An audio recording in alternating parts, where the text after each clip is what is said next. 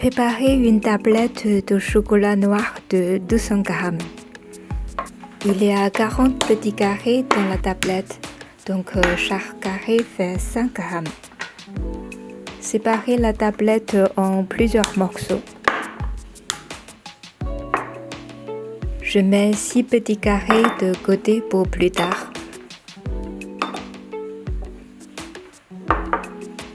Le reste, je le mets dans une petite casserole.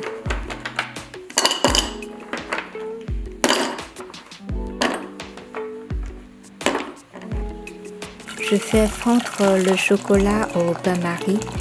Vous pouvez aussi le faire fondre à feu doux. Il faut seulement surveiller la pâte pour qu'elle ne boue pas. Ajoutez 70 g de beurre doux.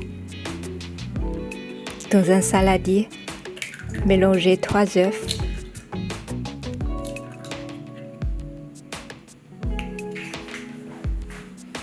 Ajoutez 60 g de sucre.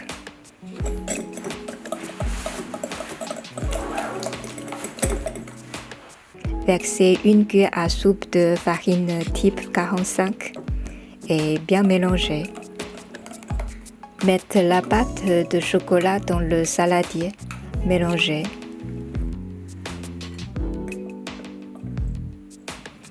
Versez la moitié de la pâte dans un moule. Beurrez le moule s'il n'y a pas de papier cuisson. Lissez la surface de la pâte. Posez les 6 carrés de chocolat. On peut ajouter les petites surprises à ce moment, idéal pendant une soirée avec des amis. Je mets un peu de confiture, une pincée de poudre de piment, une pincée de poudre de cannelle au milieu pour bien séparer la partie confiture et la partie piment. Couvrir avec l'autre moitié de la pâte. Le goût de la cannelle est plutôt léger avec le chocolat. Bien sûr, si vous préférez le chocolat nature, oubliez cette fantaisie. Préchauffez le four à 240 degrés. Faites cuire la pâte pendant 10 à 11 minutes. Mon cœur coulant au chocolat est prêt. Je le retire quand il devient tiède. C'est la température idéale pour le goûter.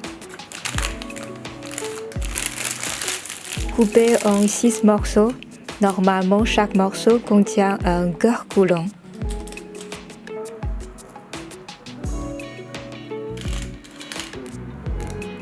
Je vais goûter d'abord le cœur à la cannelle. La surface est très croquante. Son intérieur est très moelleux. Je sens presque le chocolat nature et un parfum de cannelle très léger.